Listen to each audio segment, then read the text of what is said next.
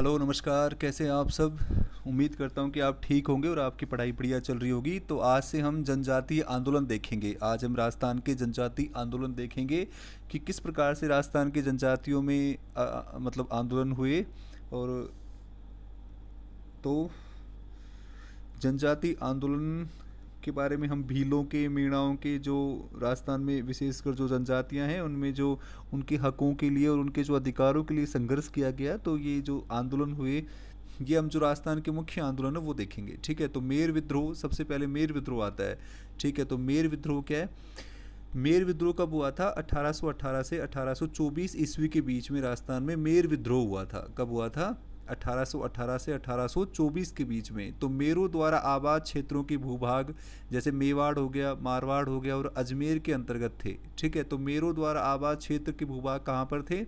मेवाड़ में, मारवाड़ में और अजमेर क्षेत्र में थे। ठीक है, तो अंग्रेजी राजनीतिक सत्ता व नियंत्रण में लाने के प्रयास के फलस्वरूप ये विद्रोह हुआ। तो अंग्रेज क्या चाहते थे? इनको अपने नियंत्रण में लाना चाहते थे, तो इसके फलस्वरूप ये विद्रोह हुए थे। ठीक है, तो मेरवाड़ा क्षेत्र क्रम से 3 पक्षों में था, ब्रिटिश, मेवाड़, मारवाड़ आदि में बटा हुआ था। ठीक है, तो मेर विद्रोह कब हुआ था? 1800। आपको ये याद रखना है कि मेरवाड़ा बटालियन की स्थापना कब हुई थी? मेरवाड़ा बटालियन की स्थापना 1822 में ब्यावर में हुई थी। ठीक है, मेरवाड़ा बटालियन की स्थापना 1822 में ब्यावर में हुई थी।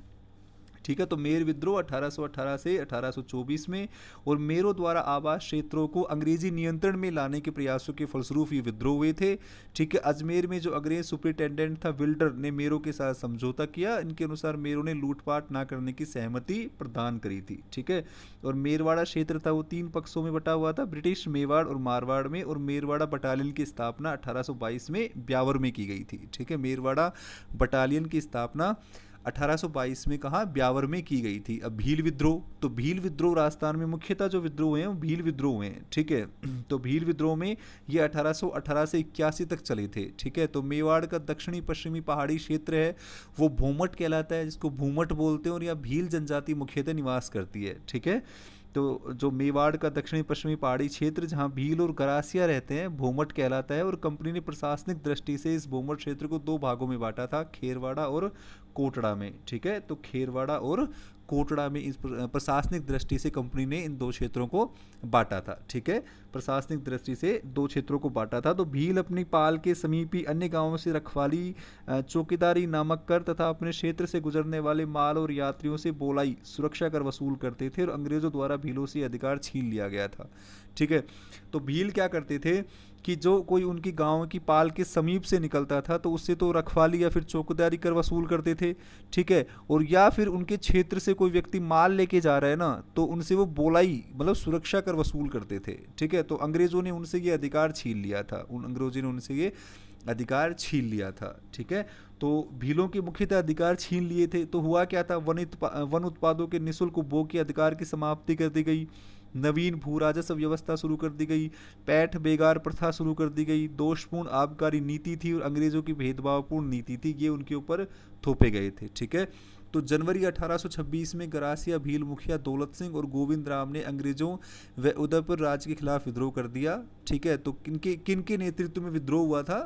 गोविंद राम और दौलत सिंह के नेतृत्व में अंग्रेजों ने, जो भीलों ने अंग्रेजों और उदयपुर राज्य के खिलाफ क्या विद्रोह कर दिया था। ठीक है, विद्रोह कर दिया था। तो इस विद्रोह को दबाने के लिए 1841 में मेवाड़ भील कोर की स्थापना की गई थी, और मेवाड़ भील कोर का मुख्यालय कहाँ पर है?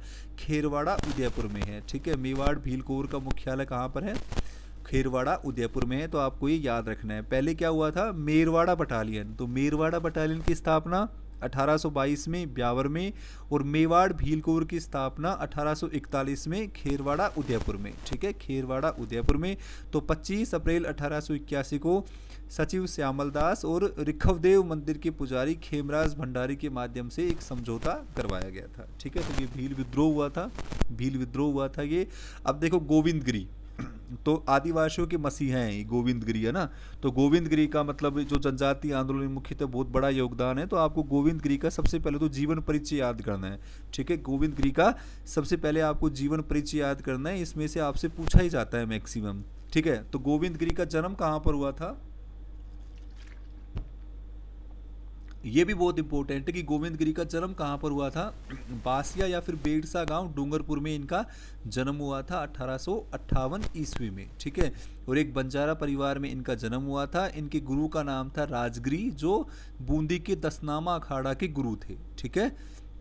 और इनका प्रथम धूनी कहाँ पर थी? छाणी डोंगरी डूंगरपुर में इनकी धूनी थी। इनका प्रथम शिष्य था कुरिया और इनका प्रमुख शिष्य था पूंजा धीर, ठीक है, पूंजा धीर। तो आपको जो गोविंद गिरी हैं इनके जीवन के बारे में ये बातें याद रखनी है कि गोविंद गिरी का जन्म कहाँ पर? बासिया या बेड़सा गांव डूंगरपुर में 1858 ईस्वी में एक बंजारा परिवार में हुआ था। इनके गुरु का नाम राजगिरी था, जो बूंदी के दसनामा अखाड़ा के गुरु थे। और इनकी प्रथम धूनी थी छाणी डूंगरी डूंगरपुर में। इनका प्रथम शिष्य था कुरिया और इनके प्रमुख शिष्य कौन था? पूंजा धीर था, ठीक है। प्रमुख शिष्य कौन था? पूंजा धीर था। तो गोविंद गिरी का प्रमुख शिष्य था पूंजा धीर, ठीक है। अब संप सभा ये बहुत इंपॉर्टेंट है। संप सभा, तो संप सभा की स्थापना 1883 में गोविंद गिरी ने करी थी, ठीक है। संप सभा की स्थापना कब हुई थी? 1883 में की हुई थी और गोविंद गिरी ने इसकी स्थापना की थी। और संप सभा का तात्पर्य क्या होता है? संप सभा का तात्पर्य होता है पारस्परिक प्रेम और एकता का संवर्धन करने वाला संगठन। तो संप सभा का जो मतलब है वो क्या होता है? पारस्परिक प्रेम और एकता का संवर्धन करने वाला संगठन। तो गोविंद गिरी ने भील आंदोलन का केंद्र बिंदु किसको? मानगढ़ बांसवाड़ा को बनाया था, ठीक है। मानगढ़ धाम बांसवाड़ा को इन्होंने अपने जो आंदोलन का केंद्र बिंदु बनाया था। और संप सभा का प्रथम अधिवेशन कहाँ हुआ था? 1907 ईस्वी में मानगढ़ पहाड़ी बांसवाड़ा पर, ठीक है। संप सभा का प्रथम अधिवेशन 1907 में मानगढ़ पहाड़ी बांसवाड़ा पर हुआ था, ठीक है। मानगढ़ पहाड़ी बांसवाड़ा पर हुआ था। अब गोविंद गिरी के नियमों का पालन करने वाले लोग भगत कहलाते हैं, ठीक है। और यह आंदोलन भगत आंदोलन के नाम से जाना गया, ठीक है। तो जिन भीलों ने, मतलब जिन लोगों ने गोविंद गिरी के नियमों का पालन किया वो लोग क्या कहलाए? भगत कहलाए। और भगत आंदोलन के नाम से ये आंदोलन जाना गया, तो ठीक है। तो भगत आंदोलन किसने शुरू किया था? गोविंद गिरी ने, गुरु गोविंद गिरी ने शुरू किया था, ठीक है। तथा आंदोलन में उनके प्रमुख साथी कौन थे? सुरजी भगत और पूंजा धीर, ठीक है। सुरजी भगत और पूंजा धीर, ये नाम आपको याद रखना है, ठीक है। अक्टूबर 1913 में जमादार यूसुफ खान व सिपाही गुल मोहम्मद को भीलों ने मानगढ़ पहाड़ी पर बंदी बना लिया, जिसे अंग्रेजों ने भीलों के दमन की योजना बनाई, ठीक है। अंग्रेजों ने भीलों के दमन की योजना बनाई। अब सबसे इम्पोर्टेंट जो जनजाति आंदोलन में हत्याकांड हुआ था वो था मानगढ़ पहाड़ी, जो मानगढ़ धाम हत्याकांड है वो सबसे मुख्यतः। तो हम इस मानगढ़ धाम हत्याकांड को आज देख लेते हैं। तो आपको एक तो इसकी तारीख याद करनी है, ठीक है। 17 नवंबर 1913 आपको ये तारीख याद करनी है।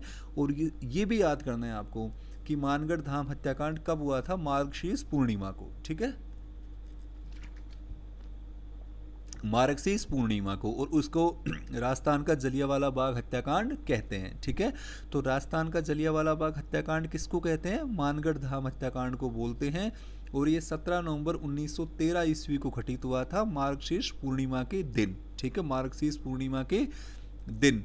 तो कर्नल सटन के आदेश पर भीलों पर गोलियां बरसाना शुरू हुआ था और लगभग 1500 भील शहीद हो गए थे, ठीक है, लगभग 1500 भील शहीद हो गए थे।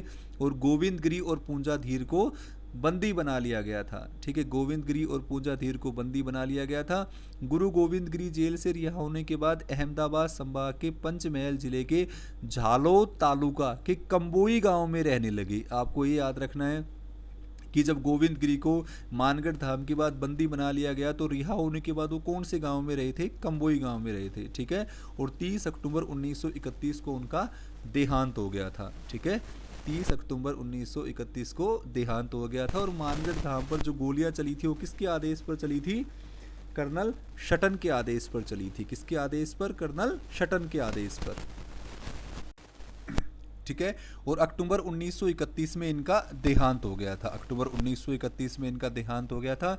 अब भगत आंदोलन दक्षिण राजस्थान में भीलों के सांस्कृतिक परिवर्तन का एक अध्ययन, ये पुस्तक किसने लिखी थी? 1997 में लिखी थी। लेखक किसकी है? विजय कुमार वशिष्ठ की है, ठीक है। तो कई बार ये पुस्तक का नाम पूछ लिया जाता है, तो आपको ये भी याद रखना है कि भगत आंदोलन दक्षिण राजस्थान में भीलों के सांस्कृतिक परिवर्तन का एक अध्ययन पुस्तक किसकी है? विजय कुमार वशिष्ठ की है, ठीक है, विजय कुमार वशिष्ठ की है। और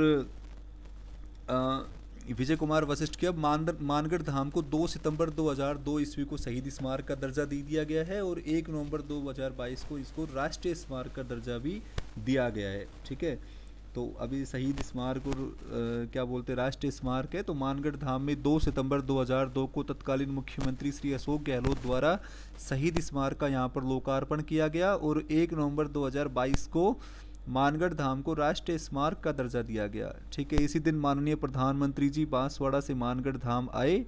ठीक है, और 1 नवंबर 2022 को इनको राष्ट्रीय स्मारक का दर्जा दिया। ठीक है, राष्ट्रीय स्मारक का दर्जा दिया। तो इनको आपको क्या क्या याद रखना है इसमें, जो क्या बोलते हैं, एक तो गोविंद गिरी का जीवन परिचय आपको याद रखना है। इनका जन्म कहाँ पर, बांसिया बेड़सा ग्राम डूंगरपुर के बंजारा परिवार में। प्रथम शिष्य कुरिया और प्रमुख शिष्य पूंजाधीर। समसभा की स्थापना कब हुई थी, ये बहुत इंपॉर्टेंट है। समसभा की स्थापना 1883 में गोविंद गिरी ने करी थी। ठीक है, गोविंद गिरी ने करी थी। इनके आंदोलन का जो केंद्र बिंदु था वो मानगढ़ धाम बांसवाड़ा था। ठीक है, भगत आंदोलन इन्होंने शुरू किया था और इनके प्रमुख साथी सुरजी भगत और पूंजाधीर थे। ठीक है, मानगढ़ हत्याकांड को राजस्थान का जलियांवाला बाग हत्याकांड कहते हैं। 17 नवंबर 1913 ईस्वी को मार्गशीर्ष पूर्णिमा के दिन यह हत्याकांड हुआ था और कर्नल शटन के आदेश पर गोलियां चली थी। ठीक है, और जब गोविंद गिरी को बंदी बना लिया गया तो ये रिहा होने के बाद अहमदाबाद संभाग के झालोद तालुका के कंबोई गांव में रहने लगे और 1931 में इनका देहांत हो गया। विजय कुमार वशिष्ठ है, इन्होंने भगत आंदोलन, दक्षिण राजस्थान में भीलों के सांस्कृतिक परिवर्तन का एक अध्ययन पुस्तक लिखी और मानगढ़ धाम को 2 सितंबर 2002 को शहीद स्मारक और 1 नवंबर 2022 को राष्ट्रीय स्मारक का दर्जा दे दिया गया है। राष्ट्रीय स्मारक का दर्जा दे दिया गया है। ठीक है, अब हम पढ़ते हैं एक ही आंदोलन या भोमट भील आंदोलन। ठीक है, एक ही आंदोलन या भोमट भील आंदोलन। तो एक ही आंदोलन की शुरुआत किसने करी थी? सबसे पहले तो आपको ये याद रखना है कि भगत आंदोलन की शुरुआत किसने करी थी? भगत आंदोलन की शुरुआत किसने करी थी? गोविंद गिरी ने। और एक ही आंदोलन की शुरुआत किसने करी थी? एक ही आंदोलन की शुरुआत किसने करी थी? एक ही आंदोलन की शुरुआत करी थी मोतीलाल तेजावत ने। ठीक है, तो आपको मोतीलाल तेजावत जी का नाम याद रखना है कि एक ही आंदोलन या भोमट भील आंदोलन भी जिसको बोलते हैं उसकी शुरुआत किसने करी थी? मोतीलाल तेजावत ने 1921 में। और चित्तौड़गढ़ जिले की रासमी तहसील के मातृकुंडिया नामक स्थान से इस आंदोलन की शुरुआत हुई थी 1921 में मोतीलाल तेजावत के नेतृत्व में। ठीक है, तो एक ही आंदोलन, एक एक लाइन इंपॉर्टेंट है। एक ही आंदोलन और भोमट भील आंदोलन की शुरुआत किसने करी थी? मोतीलाल तेजावत ने। कब? 1921 में। कहाँ से? चित्तौड़गढ़ जिले की रासमी तहसील के मातृकुंडिया नामक स्थान से। ठीक है, मातृकुंडिया नामक स्थान से। तो भीलों में एकता स्थापित करने के इस अभियान को एक ही आंदोलन तथा भील क्षेत्र भोमट में चलने के कारण ये भोमट भील आंदोलन का नाम इसको दिया गया। ठीक है, तो इसको एक ही आंदोलन क्यों कहा गया इस आंदोलन को? क्योंकि भीलों में एकता स्थापित करने के उद्देश्य से चलाया गया था। और भोमट भील क्यों कहा गया? क्योंकि भील क्षेत्र को भोमट कहते हैं और उस इलाके में चलने के कारण ये भोमट भील आंदोलन कहलाया। ठीक है, इसका उद्देश्य क्या था? तो एक ही आंदोलन का उद्देश्य था किसानों की भारी लगान तथा अन्यायपूर्ण बेगार से मुक्त करवाना। ठीक है, और किसके नेतृत्व में चलाया गया था? मोतीलाल तेजावत। अब आपको मोतीलाल तेजावत का भी जीवन परिचय याद करना है। जिस तरह से हमने गुरु गोविंद गिरी का जीवन परिचय याद किया था उसी तरह से हमें मोतीलाल तेजावत को भी याद करना है। ठीक है, तो मोतीलाल तेजावत का जन्म 1887 में उदयपुर जिले के झाड़ोल ठिकाने के कोलियारी गांव में। दोनों के गांव बहुत इंपॉर्टेंट है, आपको याद रखना है ना। तो मोतीलाल तेजावत का जन्म कौन से गांव में? कोलियारी गांव में, झाड़ोल ठिकाना और उदयपुर जिला। एक ओसवाल जैन परिवार में इनका जन्म हुआ था। और ये बहुत इंपॉर्टेंट है कि मेवाड़ की पुकार या 21 सूत्री मांग पत्र किसकी पुस्तक है? मोतीलाल तेजावत की। इन्हें आदिवासियों का मसीहा भी कहा जाता है। ठीक है, इन्हें आदिवासियों का मसीहा भी कहा जाता है। तो मोतीलाल तेजावत का जन्म 1887 में कहाँ पर? कोलियारी गांव में, उदयपुर जिले के झाड़ोल ठिकाने के कोलियारी गांव में एक ओसवाल जैन परिवार में इनका जन्म हुआ था। और इन्होंने मेवाड़ की पुकार या 21 सूत्री मांग पत्र पुस्तक लिखी थी, है ना। इन्हें आदिवासियों का मसीहा भी कहते हैं। आदिवासी इन्हें बाबूजी नाम से पुकारते थे। ठीक है, तो विजयनगर राज्य के नीमड़ा गांव में 1921 में मोतीलाल तेजावत ने एक सम्मेलन किया और वहां पर मेवाड़ भील कोड ने गोलियां चलाई और 1200 आदिवासी भीलों को मार गिराया। ठीक है, महात्मा गांधी की सलाह पर तेजावत ने 1929 ईस्वी को ईडर राज्य के खेड़ ब्रह्मा गांव में आत्मसमर्पण कर दिया। तो इन्होंने आत्मसमर्पण कब किया था? 1929 में खेड़ ब्रह्मा गांव में। ठीक है, खेड़ ब्रह्मा गांव में। अब ये जो है वनवासी संघ, तो ये पूछा जाता है कि वनवासी संघ की स्थापना किसने करी थी? आपको तीनों नाम याद करने हैं, कोई एक चौथा नाम अलग आ जाता है। तो वनवासी संघ की स्थापना भूरीलाल बया, भोगीलाल पांड्या और राजकुमार मानसिंह के नेतृत्व में की गई थी और इसका उद्देश्य था भीलों सहित आदिवासियों में जागरण की लहर जगाना। ठीक है, ये इसका उद्देश्य था। तो वनवासी संघ की स्थापना भूरीलाल बया, भोगीलाल पांड्या और राजकुमार मानसिंह ने, और इसका उद्देश्य था भीलों सहित आदिवासियों में जागरण की लहर जगाना। ठीक है, और भील सेवा मंडल की स्थापना, भील सेवा मंडल की स्थापना 1922 में, और इसका कार्य क्षेत्र कहाँ था? गुजरात, राजस्थान और मध्य प्रदेश में था, और एवी ठक्कर ने इसकी स्थापना करी थी। ठीक है, अब एक बहुत इंपॉर्टेंट आंदोलन और है, मीणा आंदोलन। ठीक है, मीणा आंदोलन, मीणा आंदोलन। ठीक है, तो मीणा आंदोलन सन 1924 में क्रिमिनल ट्राइब्स एक्ट या जयपुर राज्य के जराइम पेशा कानून 1930 के तहत मीणाओं को जराइम पेशा मानकर हर मीणा परिवार के बालिग स्त्री पुरुष ही नहीं अपितु 12 वर्ष से बड़े बच्चों का भी निकट के पुलिस थाने में नाम दर्ज करवाना और दैनिक हाजिरी देना आवश्यक कर दिया गया था। ठीक है, तो कौन कौन से एक्ट थे? क्रिमिनल ट्राइब्स एक्ट 1924 और जराइम पेशा कानून 1930 के तहत क्या कर दिया गया था? हर मीणा बालिग स्त्री पुरुष के साथ साथ 12 वर्ष से बड़े बच्चों को भी जो नियरेस्ट पुलिस स्टेशन है वहाँ पर रोजीना हाजिरी देनी पड़ेगी, और ये जरूरी कर दिया था। ठीक है, ये जरूरी कर दिया गया था। ठीक है, अब मीणा कोप्स की स्थापना, मीणा कोप्स तो मीणा कोप्स की स्थापना कब की गई थी? तो 1921 में देवली रेजिमेंट और 43वीं एरिनपुरा रेजिमेंट को समाप्त करके उनके स्थान पर मीणा कोप्स की स्थापना की गई थी। ठीक है, तो मीणा कोप्स की स्थापना 1921 में एक तो देवली रेजिमेंट को और एक 43वीं एरिनपुरा रेजिमेंट को मिलाकर मीणा कोप्स की स्थापना कर दी थी। ठीक है, आपको ये तारीख भी याद करनी है कि मीणा जाति सुधार कमेटी की स्थापना 1924 में और मीणा क्षेत्रीय महासभा की स्थापना 1933 में की गई थी। ठीक है, 1933 में की गई थी। ठीक है, 1933 में की गई थी। अब मीणाओं के एक जो हैं इनके आंदोलन के मुख्य जो नेतृत्व करता थे वो जैन संत मगन सागर जी थे, है ना, जैन संत मगन सागर जी थे। तो ये बहुत इंपॉर्टेंट है कि जैन संत मगन सागर की अध्यक्षता में अप्रैल 1944 में मीणाओं का एक अधिवेशन हुआ था। कहाँ पर हुआ था? नीम का थाना सीकर में एक अधिवेशन हुआ था। ठीक है, तो जैन संत मगन सागर, उनका संबंध कहाँ से है? जयपुर से है। जो जैन संत मगन सागर जी हैं इनका संबंध है जयपुर से।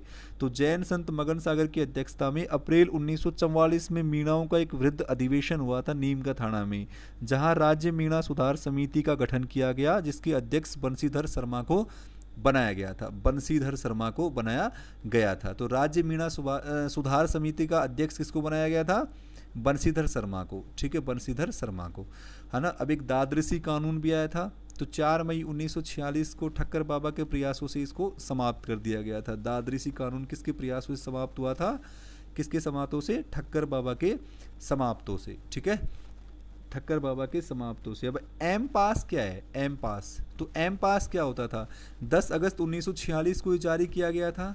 ठीक है, तो इसके अंतर्गत क्या था कि जिन मीणाओं ने पिछले 10 वर्षों से कोई अपराध नहीं किया है उन्हें ये पास दिया गया था, है ना, कि जिन मीणाओं ने 10 सालों से, पिछले 10 सालों में जिन्होंने कोई अपराध नहीं किया उनको ये पास दिया गया था। कौन सा? एम पास। और जराइम पेशा कानून को रद्द कब कर दिया गया? 1952 को। 1952 में देश की स्वतंत्रता के बाद 1952 में जराइम पेशा कानून को रद्द कर दिया गया। तो जराइम पेशा कानून में क्या था भाई? हर मीणा परिवार का बालिग स्त्री पुरुष और 12 वर्ष से अधिक उम्र का कोई भी बच्चा, ठीक है, उसको नियरेस्ट पुलिस स्टेशन में रोज हाजिरी देनी पड़ती थी। ठीक है, तो इस कानून को 1952 में इसको जराइम पेशा बोलते थे और इसको 1952 में ख़त्म कर दिया गया था। ठीक है, 1952 में ख़त्म कर दिया गया था। तो मीणा आंदोलन, तो मीणा आंदोलन में आपको क्या याद रखना है? एक तो नेतृत्व किसने किया था? तो मगन सागर जी ने और बंशीधर शर्मा ने नेतृत्व किया था। और इनकी अध्यक्षता में 1944 में मीणाओं का एक अधिवेशन हुआ था। कहाँ पर?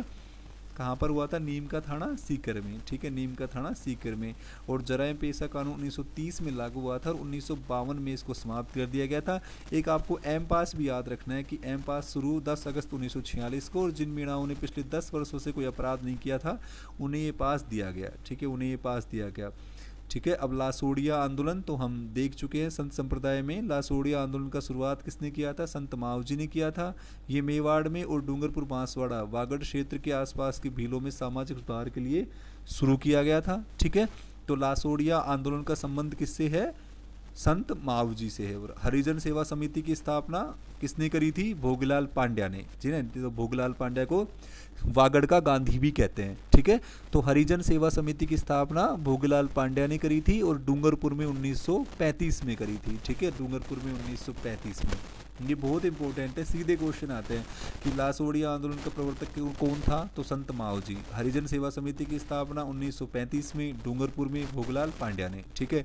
और सम सभा तो हम पढ़ ही चुके हैं कि 1883 में गोविंद गिरी ने, ठीक है, गोविंद गिरी ने। तो ये हमने जनजाति आंदोलन देख लिए हैं। तो आपको एक तो मोतीलाल जी तेजावत और गोविंद गिरी का जीवन परिचय याद रखना है, मानगढ़ धाम हत्याकांड याद रखना है, ठीक है। मीणाओं का आंदोलन भी मुख्यतः याद रखना है आपको, ठीक है, मीणाओं का आंदोलन भी। और एक संप सभा की स्थापना कब हुई थी ये याद रखना है। और ये जो वनवासी संघ की स्थापना भी आपको याद रखनी है, ठीक है। तो इसी के साथ अपनी जो जनजाति आंदोलन की क्लास बची हुई थी, हमने जो मतलब किसान आंदोलन पहले पढ़ लिए थे, बट ये क्लास बच गई थी, हमने आज भी कंप्लीट कर लिया आज इसको, ठीक है। उम्मीद करता हूँ आपको पसंद आई होगी, समझ में आई होगी। तो इसी के साथ जय हिंद, जय भारत, गुड नाइट।